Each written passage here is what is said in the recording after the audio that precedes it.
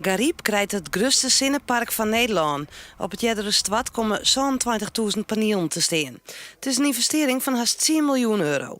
Het zinnepark moet heel december klaar wezen, maar dan moet er de komende maanden net een soort rein vallen. Tijdens de bouw mag het net te volle rijnen, want er zit geen structuur in de grond. Want dat er op de 9 meter afval wat eronder zit overal meter opbrachte grond. En dat wordt jaren voordat dat zijn structuur vindt. Dus we moeten tijdens de bouw wel droeg waren. Want oors?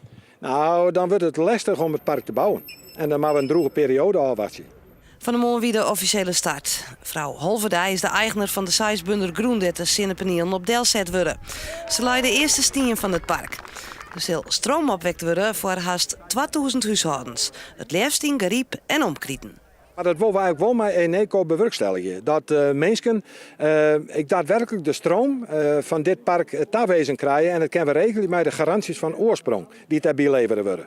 Dus dan weten de mensen zeker dat ze stroom hiervan krijgen. En dat willen we eigenlijk ook van de gemeente. Dat die van stroom uit eigen gemeente aanneemt.